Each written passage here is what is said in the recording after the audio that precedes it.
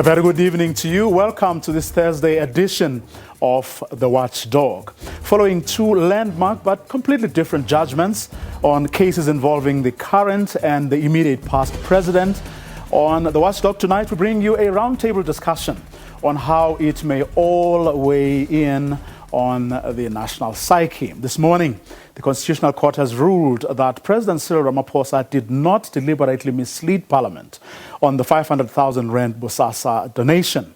The Constitutional Court has dismissed the Public Protector's appeal of the North Gauteng High Court ruling, setting aside the CR17 Bosasa donation report.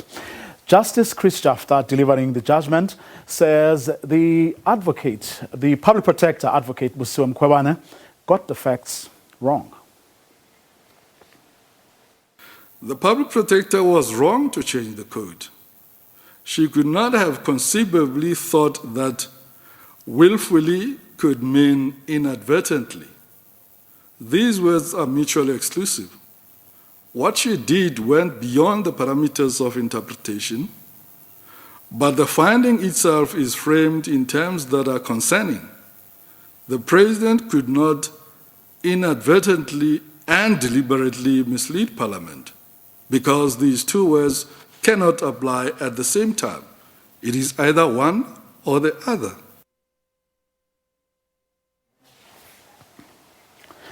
On Tuesday, Acting Deputy Chief Justice Sisi Khampepe ruled in the Zuma matter, saying the country's judiciary has never been this threatened.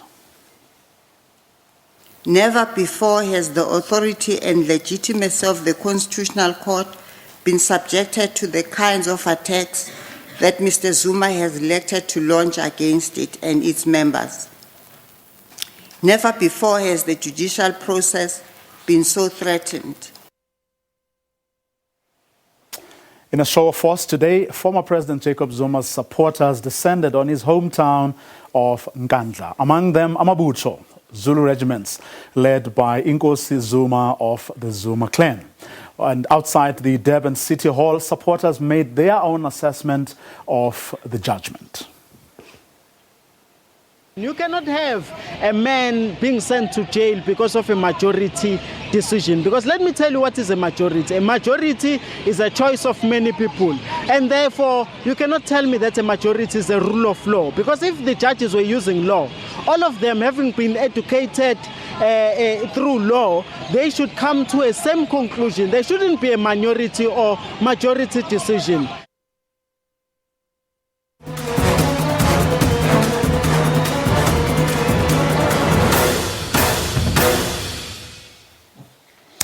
Well, to help us navigate through the events of the past few days, the noise, the drama and emotions, I'm joined this evening by a panel of analysts who've been at it since the dawn of democracy.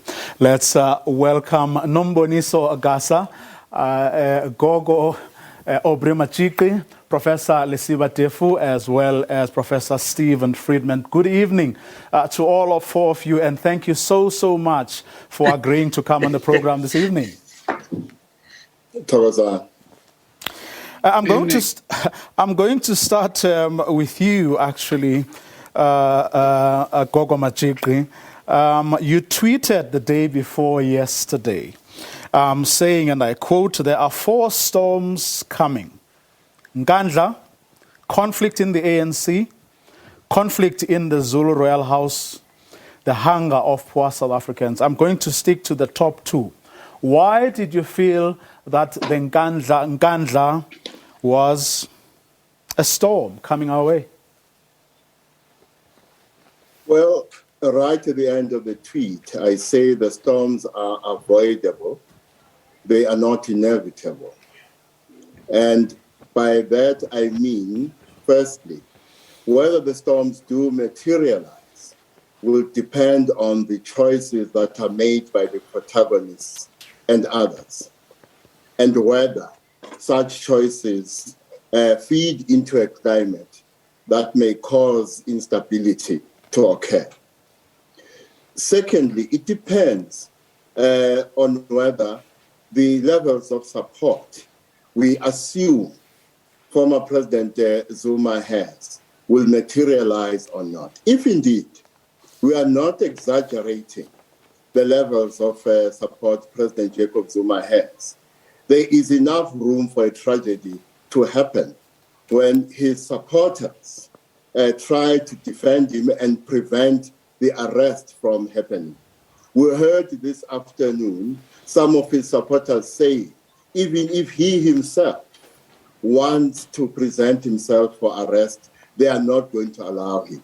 So there is enough room here for a conflict to occur between his supporters and members of our security forces. But as I said, if on the other hand, we are exaggerating the levels of support for Jacob Zuma, what we are seeing now will be nothing more than saber rattling. Okay, we'll get into the detail and pick on some of the points you've raised, Gogo Majike. Nomboniso Gasa, just your thoughts. What happened today, today's ruling, as well as Tuesday's ruling?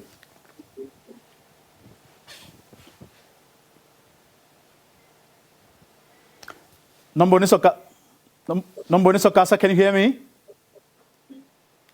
Can you hear me now? Yes, we can hear you now. First and foremost, I'd like to join many South Africans who have welcomed the ruling on President Zuma, as well as today's ruling. I think it's important that we see the Constitutional Court as helping us to clarify our jurisprudence and its contribution really to deepening democracy in South Africa. One of your of the people that you heard earlier, I think one of Zuma's supporters, was talking about the majority ruling and that it has no standing. I think generally there's a misunderstanding of how the rule of law works and how the courts are working. So as we are getting into these issues, we are seeing more and more need for us to understand exactly how the South African courts work. I do think it's important to maybe also acknowledge a difficulty that is emerging in this country, where issues that really belong into the political arena are actually being pushed to go into the courts because politicians are not wanting to do what they are supposed to be doing. Here, I'm talking about Parliament. I think in the second, in the ruling on the president's financial statements, I think it's important to actually emphasize that Parliament has dropped the ball, that they are reluctant to really apply themselves to issues of political funding, whether it's about political parties or whether it's intra-political campaigns, as we see in this particular case. And it's not only on these issues. Quite recently, about a few weeks ago, we saw a judgment on Ingonyama Trust and the leases that they were charging people who live in land that is demarcated under Ingonyama Trust. Again, parliamentarians in particular have failed to exercise the role that they are supposed, the powers that they have. They could have, when these leases were proposed, they could have actually called Ingonyama Trust and talked to them and explained these kinds of processes. So I think there are massive reasons for us to be very excited by these kinds of deliberations that we see in the Constitutional Court and in South African courts broadly. But I think there's also a concern that politicians are, in fact, not doing the work that they are supposed to be doing. Professor Stephen Friedman, looking at... Okay. Professor Friedman, the two cases, what are they telling you, or what were you able to take away from both of them? Look, frankly, I found the second case far more interesting than the first. I know that the first was more dramatic and may have more political implications. But the first one struck me as pretty straightforward. I mean, for whatever reason, former President Zuma decided to take on the courts. First of all, to take on the Zondo Commission and take on the courts. Not only to the extent of defying the ruling, but even to the extent of when he was invited to make submissions, not making submissions. So it didn't seem, sorry, I'm catching. Didn't seem to me to be a particularly surprising verdict, nor did it seem to me to be a particularly exceptional verdict. I mean, some of my legal scholar colleagues were talking about, are we going to be talking about this in 100 years' time? We might be talking about the political events in 100 years' time, but I don't think we'll be talking about the judgment. I found the most interesting, the second judgment was also pretty predictable. But the thing that is getting some attention, but I thought was the most interesting aspect of it, was that the court allowed Amabungani to go back to the High Court. Now, the reason that is important is that I think the most important voice in this entire trial was Amabungani's, because what they were saying, I mean, from my understanding of the law, the court was quite correct to say that legally at the moment there's no reason why politicians should tell us who paid for their internal campaigns. But of course what Amabungani is saying is that there should be such a law, and that should be the case. I mean, it seems to me to be pretty outrageous from a democratic perspective that you can campaign for president of the governing party, which at the moment means in effect president of the republic, and we have no idea who funded your campaign. And the law says that we should have no idea of who funded your campaign. So I think we need to watch that space. I think when Bungani goes back to the High Court, we might have something very important happening here. Just a couple of responses to Aubrey's points, because I said that it could be politically important. I think the issue with Mr. Zuma's support is not its breadth, but its depth. I don't think he has broad support. And the reason why I don't think he has broad support is that whenever he's put himself to the electoral test on his own. I mean, I was struck by the fact that he campaigned for the ANC in Nkandla, and the IFP increased its majority twice. We've seen in some parts of the country that politicians associated with his faction tend to do worse in elections than politicians associated with the other faction. It's open knowledge now that the reason why our current president is because Didi Mabuza, who is now deputy president, did the calculations and came to the conclusion that if the other candidate had won, the ANC would have gone below 50%. So I don't think there's broad support, but there's deep support. And that is why I think Aubrey's right to be worried about a tragedy, because you don't need broad support for there to be a tragedy on either side. You need people to be very passionate and very committed. And sadly, I mean, the scariest thing in any society is that sometimes you only need 2 or 3 people with weapons of violence to cause a great deal of damage. So I think the concern is justified, but not because of broad support, but because of the depth of the support. Professor Tefu, your takeaways from the 2 Concord judgments?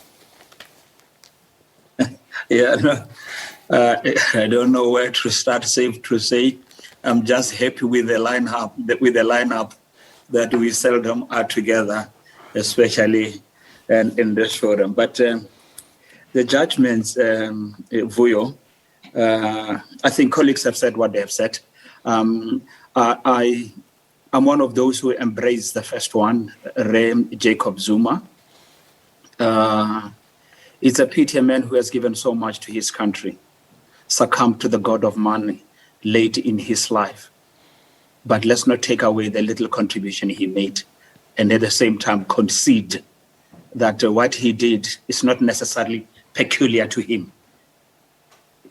That has, for me, has come to define and characterize African leadership and on the African continent. And perhaps that's something that we must talk to.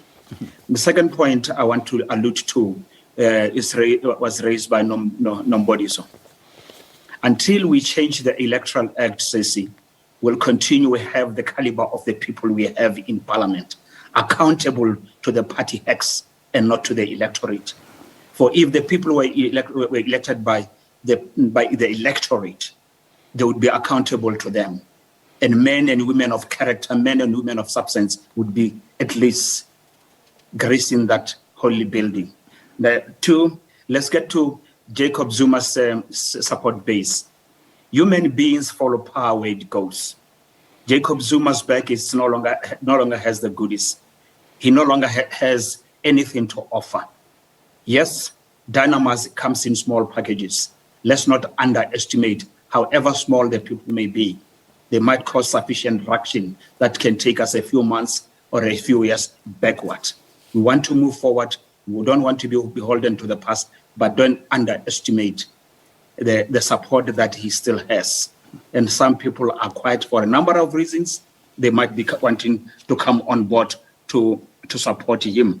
And that's how far I can go. But lastly, on this one, the last one, today's judgment, I agree with everything that you said.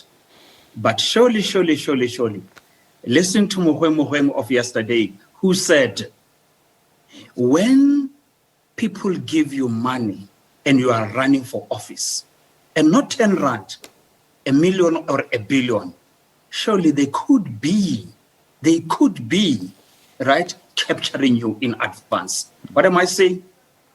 This is not a legal question, it's a moral question. It's an ethical question. Let it be answered.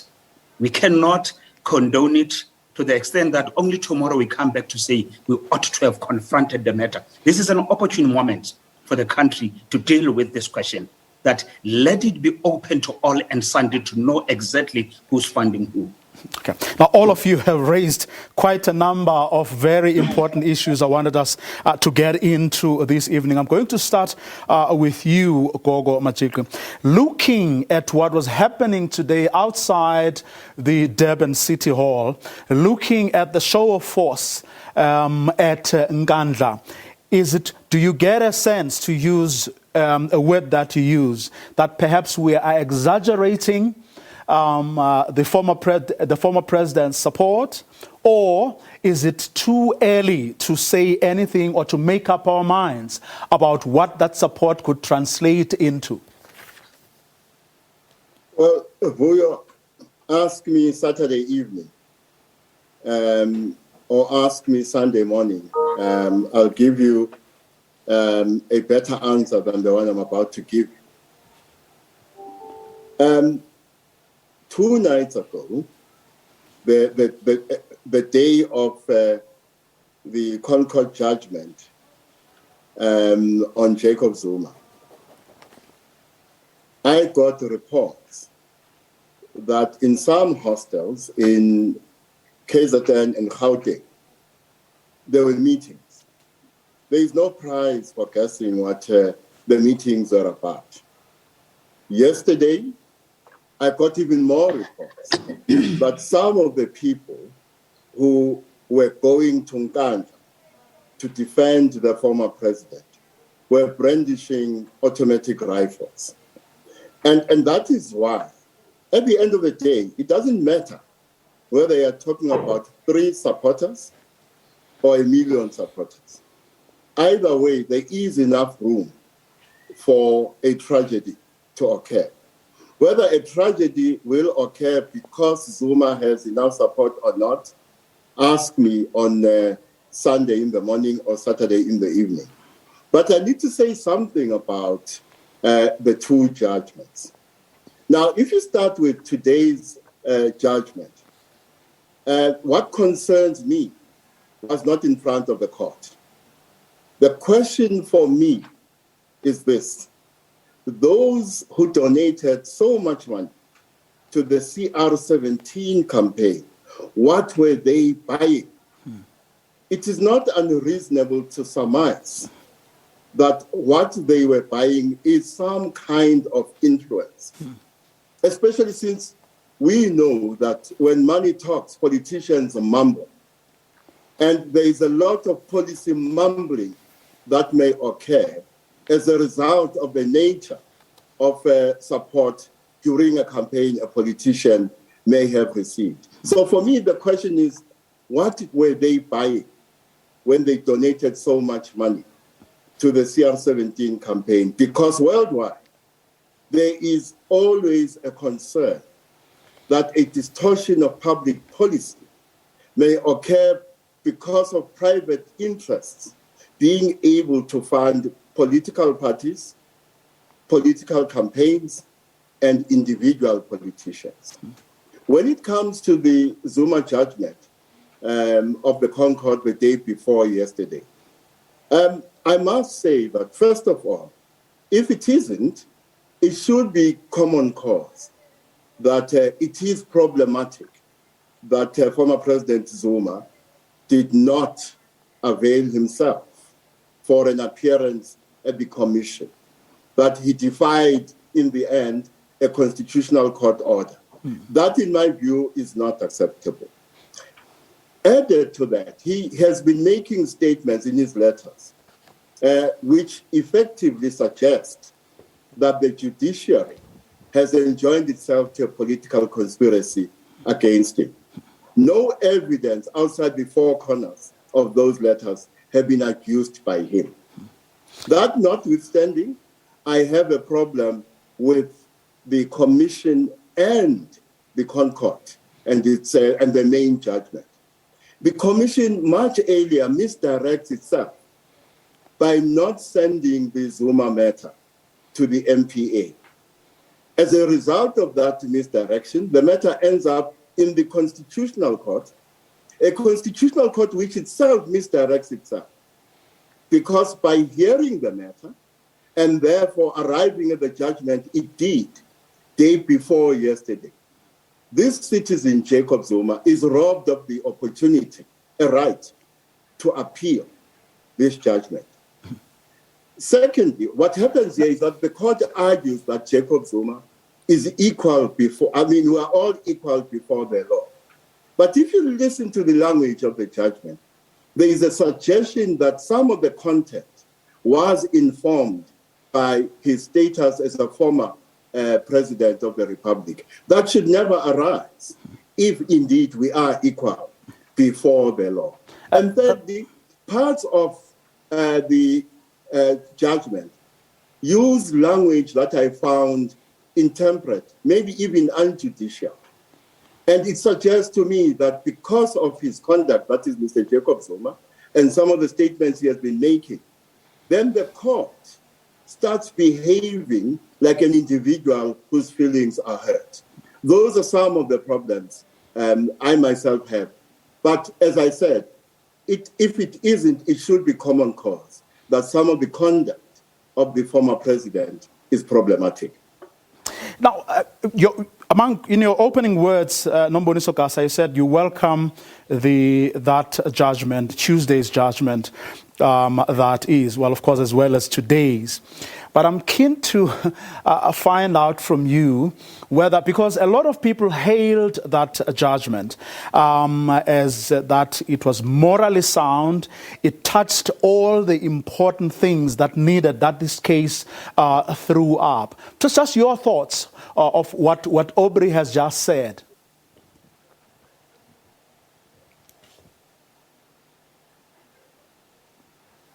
Have you unmuted yourself? Quite frankly, I don't see the judgment as problematic in terms of the language that it uses. Firstly, I think it's very clear in terms of how it is written. I think it's very direct, which I actually welcome because this matter has dragged on for too long, and I think it's important that the judgment pronounces in the way that it does. If there's any sense that there are hurt feelings in terms of how they have actually drafted the judgment, I think it's important that those have been expressed by the court because it's not the hurt feelings of an individual or that group of judges necessarily, but the kind of contempt that President Zuma has shown to the constitutional. So I certainly have no problems with the majority judgment. I do think that we need to have a much more nuanced conversation about what that minority judgment, the dissenting judgment, actually says, because it is suggested in many quarters that they basically reject this and therefore they are pro-Zuma. And I think that which is not true. I think it is not true, and I think we need to look into that. And I have to say that when I look at that judgment, both the majority and the minority position, I'm actually quite heartened by the fact that increasingly the justices are finding it comfortable for them to assert their different views, and those different views are not necessarily pro-Zuma or anti-Zuma and are not necessarily anti-democratic. I do think that the Constitutional Court has been drawn into a process that maybe it was not ideal for them to be drawn into, but they have to respond to the challenges that are there. And President Zuma's contempt that he had shown to the court and the Zondo Commission was bound to come up with a kind of product that we see.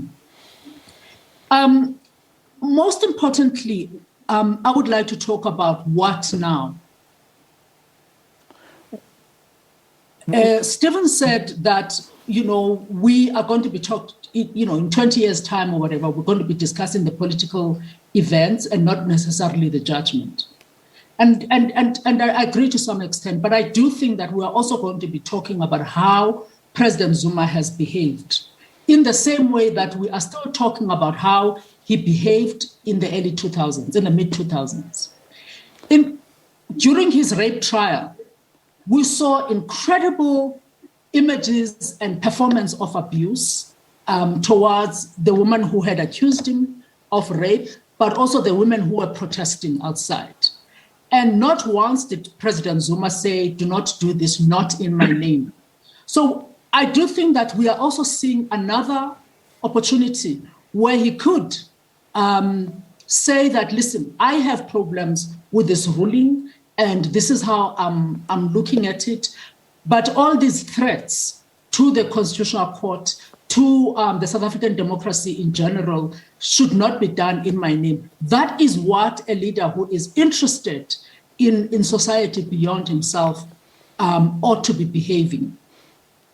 If he's not behaving in that way, we then have to ask, what are the stakes for him? And I think the stakes are that it starts with him, it proceeds with him, and it ends with him. Well, and I think it's self-interest. And I think that we need to talk then about how that self-interest is in direct collision with what South Africans want. A lot of people who are going in support of Jacob Zuma are aggrieved by a whole range of things that are not necessarily dealing with whether Zuma is going to provide those things or not. I mean, I was looking earlier at a video that he did, at a clip of a speech that he gave in 2016, where he was saying he's not afraid of jail and so on and so forth, all that bravado. So here's the time now for him to show us that he respects the rule of law, as he has said. We respect the fact that he has taken each and every step that is available to him to appeal, to ask questions and all of this. Mm-hmm. But this is the apex court. It has decided. And I think that as a former president of this country, as a man who is still supported by taxpayers and who enjoys enormous privilege and resources of taxpayers, I think we have to call on him and say, we expect you to show leadership. Even if it seems as if it's impossible to have that conversation, but I think it's a conversation that when we look back 50 years from now, we would want to see recorded that South Africans actually did caution Zuma. And finally, I think that the second judgment Before you get to that second judgment, Nombonis, I want to go to Professor Friedman for a second to say, on the back, Prof, of what Nombonis has just gone through, the history we know only too well.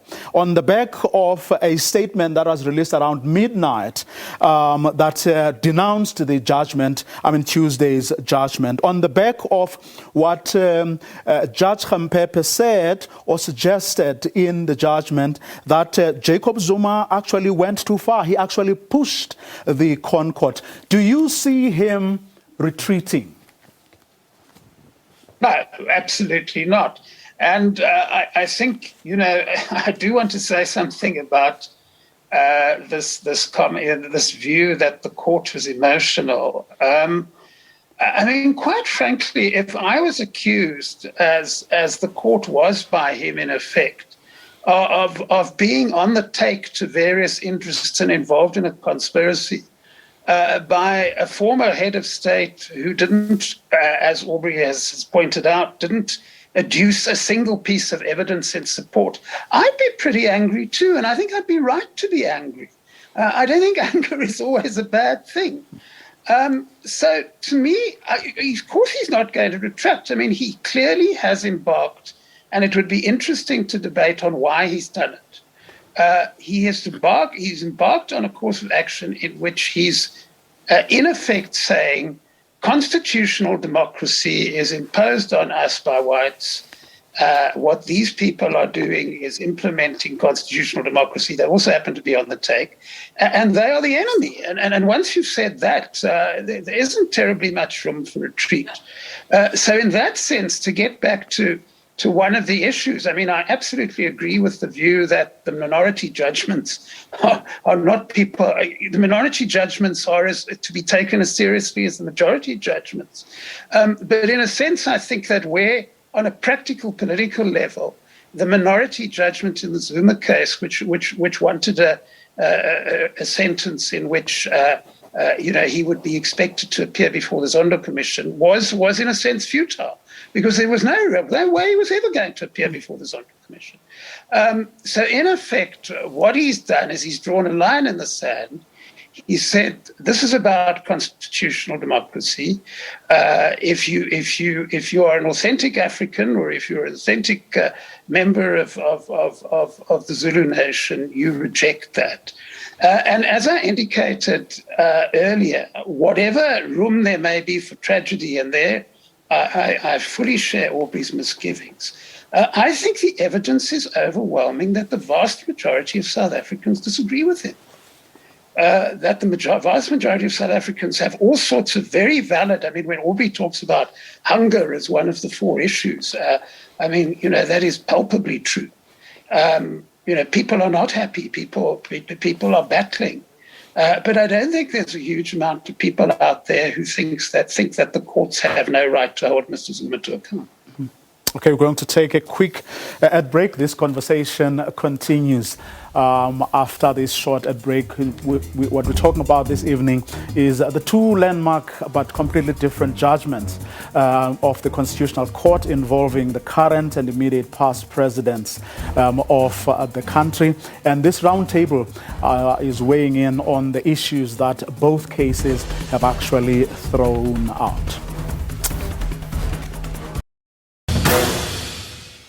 Welcome back. This is the Watchdog. We're having a conversation with some of the country's analysts on the back of today's ConCourt judgment on the case involving President Cyril Ramaphosa, as well as Tuesday's judgment that involved former President Jacob Zuma. And what we're trying to establish from our guests is whether, in fact, or how all of this may impact, the national psyche as we move forward. Let me start with you this time around, Professor Tefu. A lot has been said in the past about how Jacob Zuma, or the Jacob Zuma, so-called Jacob Zuma faction within the ANC, in fact represents very vested interests within the governing party. People who don't want to go to jail, people who don't want to pay back monies that they may have, ill-gotten gains, and so on. What do you think the events of the past 3 days or so are going to impact those people within the ANC, many of whom are still within the National Executive Committee of the governing party, and may just find a way of steering things, in the direction that they want to? Is it creating room for instability within the ANC? Or does it mean that, or has it empowered the incumbent president to pretty much do the sort of things that he may have wanted to do, but up until this point has not been able to?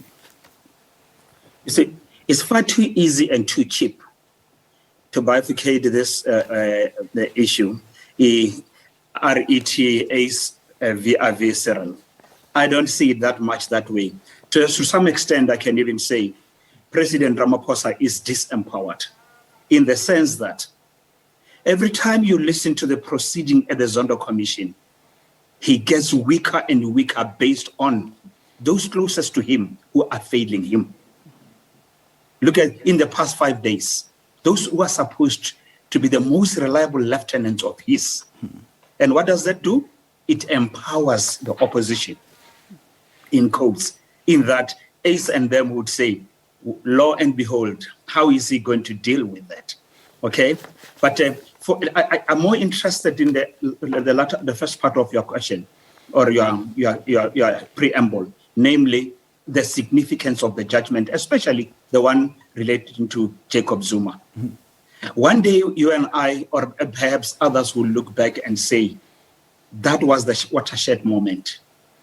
That was a tectonic moment that really brought us away from the precipice. Because look, one, there was a systemic, persistent and consistent attack on the judiciary and both sides of the divide, be it Ace or Ramaphosa. And some of them have even retired. Judges were called names, the judiciary, unpatriotic, untransformed, right? Some of them are activists and so on. But it's only when it is expedient they are given credit. I'm saying there's been a worthy line of defense. And as things stand, I'm happy Jacob Zuma brought us where we are, a cul-de-sac. Maybe one day we'll thank him for having took a stand that led him to capitulate, if I were to use the metaphor of chess, and he's a chess master himself. I thank him for having put us to the precipice, and then our jurisprudence will be redefined. The people today, I listen to them when they speak. They are engendered, empowered, and interested in seeing the judiciary doing exactly what it's doing. And the judiciary must be bold enough to say, now we have everybody behind us, and forward we go. Obrimachi, can we say the same about the ANC? There's a National Executive Committee meeting in a few days' time.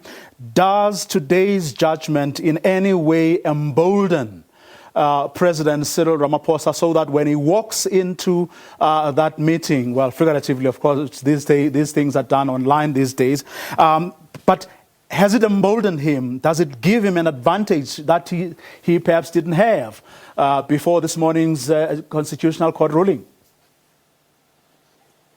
Well, I still maintain that the balance of support favors the president. That is not the same as saying that what is good for the president is necessarily good for the country. Because if you look at both Parliament and the ANC, and here I'm going back to what Nombonisa said earlier about the importance of Parliament. In both Parliament and the ANC, actually, you are looking at what in Zulu I will call Ispogi Sempugani, the ghost of a fly. And here what I'm talking about is that you have this fly that is caught in a spider's web. When you look at it, it looks intact, whereas the spider has eaten its insides. And therefore, what you are looking at is the ghost of that fly. And therefore, that can be said about both Parliament and the ANC. To the extent that it can be said about the ANC, then the power that the president has, the advantage that the president has, means very little.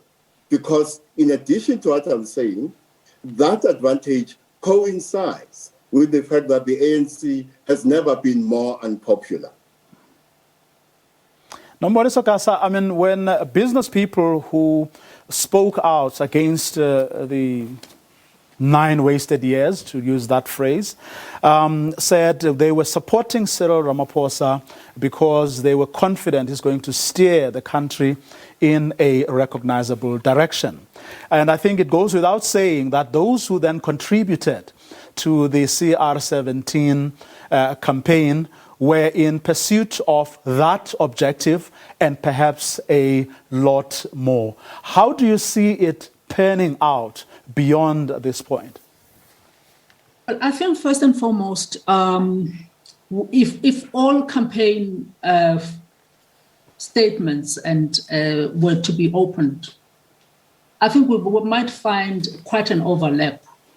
We might find some business people who contributed to Ramaphosa, but also contributed to Zuma. To Dr. Zuma. So here, therefore, I think we need to talk about the broader issue of the relationship between money and politics and how people buy influence. And that's why, for me, the judgment is very important because it identifies the weaknesses and limitations in the ethics code, in the executive ethics code. And this is particularly in response to the submission by Amabungane. So I think it's important that code goes back to the court and that the relationship between campaign donations and the executive are actually clearly defined. So the second judgment, I think, is stronger on this issue, particularly because of Amabungane's application. So it's not just about Cyril, even though we're talking about his statements now. I think it's about a larger issue. And that is why there's reluctance in Parliament, not only on the side of the ANC, but also on the side of all political parties, including the main opposition party, to actually talk about the role that money plays in politics and where people get their money and what it means. So that's why in the beginning of this conversation, I said, I welcome this, not so much only in terms of the immediacy of the ruling, but also its contribution in a much more important issue, which is the political party funding, but also politics and money. Okay. Can I ask you to like hold your thoughts right there, because I want to pursue this very issue that you've just raised with Professor Friedman, because right at the beginning he spoke about the importance of the Amabungane part of this judgment, because it would seem that the Constitutional Court is here again, coming up with, for lack of a better, description, judicially induced reforms that will actually help both the, our electoral process, but speak specifically to the issue of party political funding. What are your thoughts, Prof, of what this may mean going forward? No, it's hugely important, because yes, I agree with Nomaniso that the relationship between money and politics in this country is toxic across the board. And you see, it doesn't need, we don't have to come up with theories about people's motives. I mean, as you implied in one of your questions, there's a pretty good reason why a lot of business people voted for whoever funded the Ramaphosa campaign. They thought he'd be a pro-business president. Incidentally, if you have a look at policy over the last six weeks to 2 months, that's exactly what he is at the moment. So they certainly got their money's worth worth as far as that was concerned. But the problem is that in itself is a problem because, people in shack settlements who want to be able to put food on the table don't have the resources to go out and fund political candidates to make sure that those political candidates follow a poor people agenda. So that in effect is itself a distortion. And then, of course, we have the fact that even if the only reason that they're funding the CR17 campaign is because they want a pro-business president, there's always the possibility, as you also suggested in your question, that they want a little bit more besides that. So until we deal with this issue of money in politics, we're going to be in this constant to give you a short ad, I've just published a book on where I think the country is at. And part of what I'm saying in the book is that I think that we tend to reduce to personalities some very deep problems in this country.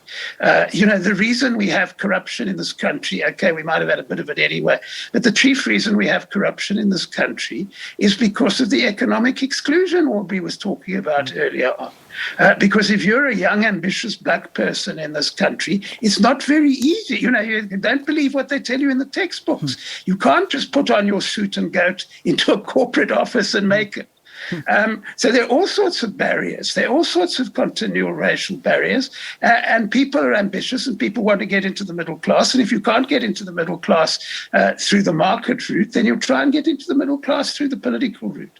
So, I think this is one of those issues in which we were living with this terribly South African morality play in which there was bad Zuma and good Ramaphosa. And really that rather missed the point. And the point was that at the moment our politics is driven by how much money you have rather than how much support by citizens you have. And that is a very, very serious problem for a democracy. Professor Tefu, just your thoughts, just to finish this particular point, your thoughts of where the Chief Justice came from with his minority judgment. What do you think he was trying to do here, and where was it coming from? Was it from a point of law, or was it just from a moral point of view that it's just the right thing to do? Everyone has to disclose where they are. Politicians in particular have to disclose where they are getting their money from. I think in my opening statement, I alluded to that once upon a time he did say, watch out, when people give you 1, 10 or a million or a billion rand, especially these large sums of money, and you are running for political office, they are already trying to buy favors. And it's not about the Chief Justice. It's about what is happening across the globe, the relationship between money and politics. And that's why it's proscribed in other countries. You can't just do that. But if it has to be done, let it be transparent. And that's why I embrace the route taken by Amabungani. And that's why I embrace the position of the Chief Justice. That is not a legal question, it's a moral question. And indeed, if you want to be worthy of remembrance by posterity, and in particular by this country at this juncture, lead by example, because we know what money has done. The country, corruption is endemic. Yesterday, when we want, people didn't want to listen. Now they are the champions, the anti-corruption champions. We embrace that. Okay. But I think there is a moral question that must be dealt with. And then if there is a law that can accompany that ultimately, so be it. But we cannot proceed, especially on the African continent, where politics and money go together. Getting into political office is a passport to self-enrichment. So let's find ways and means to preempt that. Okay. And yes, I go along with Amabungani, I go along with Justice Mogoeng, and I go along with those who say, let's deal with the moral aspect and bracket the legal one. I think the other judges, they've done well legally, but I have an issue with the moral aspect that they almost excluded. Okay, we have less than 4 minutes left. I'm going to ask you, Nomboni Sokasa, I mean, with the record that you've described, which of course we know only too well, of parliamentarians not doing their work. In the event we have a worst-case scenario where there is lawlessness, or what started today, gets to a situation that none of us would want it to get to, God forbid, who do you think should play what role? Look, I think we need to start by recognizing what exactly is at stake here. I think the game that President Zuma is playing is very dangerous. It's dangerous not only to those who hold political power, but it's dangerous to people in this in this country who are unemployed, who are poor, and who are seeking some way of belonging. I think what is this notion that he's an exception to how the law should be applied and its processes, it's very, very dangerous. Having said that, I don't think that any of us have the luxury of dismissing the threats, because they are real threats. And it does not mean because there may be threats that the rule of law must not be promoted.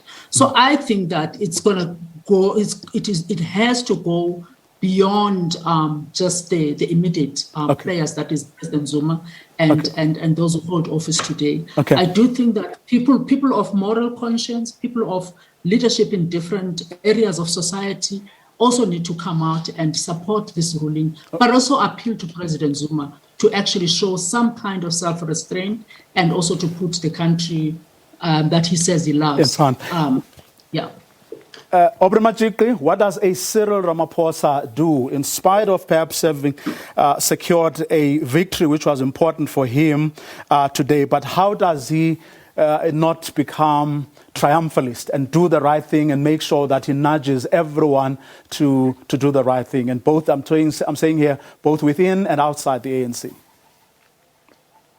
I'll spend very little time on Cyril Ramaphosa because I think there's something more important to say. But let me say this about him. I've already said that the party over which he presides is a hollow shell. And therefore, it cannot be regarded as an instrument that is going to bring about fundamental change to South Africa, irrespective of whether the leader is Cyril Ramaphosa or somebody else. But what I do think is that Stephen is right, that we tend to reduce complex phenomena either to individuals or to single events. And what we've been doing is to reduce very complex phenomena in the country to a single judgment, whereas this judgment is part of a moment. And part of the moment includes the fact that the liberal democratic aesthetic and liberal democracy itself, as experienced by the majority of South Africans, is a false promise. Thank you. Professor Friedman, what do institutions like the Public Protector was found wanting today do to make sure that we avoid whatever trouble that we may find in our way going forward? Well, our institutions are a consequence of the political decisions which are taken. The current Public Protector is there because of a political decision. The previous Public Protector was there by a political decision. It turned out to be an uninformed political decision because they expected her to be different to what she actually was. But it does start, it does start to, it's not simply a question of saying, well, we expect our institutions to behave in particular ways. It becomes a question of what has been knocking about in the comments which have been made about Parliament, etc., which is the nature of our politics at the moment. And the problem we never talk about is that the nature of our politics at the moment is that it's the politics of 30% of South Africa. And as long as it's the politics of 30% of South Africa, people in townships and shack settlements are not going to be heard in the way they need to be heard if we're going to have a society in which politicians believe they're there to serve the people rather than themselves. So, that's obviously a discussion for another day. But until the 70% of South Africa who gets to vote, but they're expected to shut up until the next election, is actually part of the conversation, then I'm afraid the institutions are going to do what the elites want them to do. Quick last word from you, Professor Tefu. I've got 20 seconds left. Well, look, I look forward to how the jurisprudence can be unversed, the ethical dimension of what is going to be entertained. That's one. Number two, I would hope that former head of state will find it within himself to present himself and say to his followers, not in my name, let no drop be shed. I'll go in there. In 4 months, I'll be back home. And as I said yesterday, if you were to go to Ngandla, surely in the morning when he wakes up, he can hear the birds chirp, he can see the valleys and the mountains of his area, and that might be psychologically less impactful. I hope he will find it within himself to do so. Thank you very much to our panel, Professor Stephen Friedman, Nomboni Sokasa, Aubrey Machiki, and Professor Lesiba Tefu. That's all we had for you this evening. So much to talk about, but so little time. Till we meet again tomorrow. Have a good night.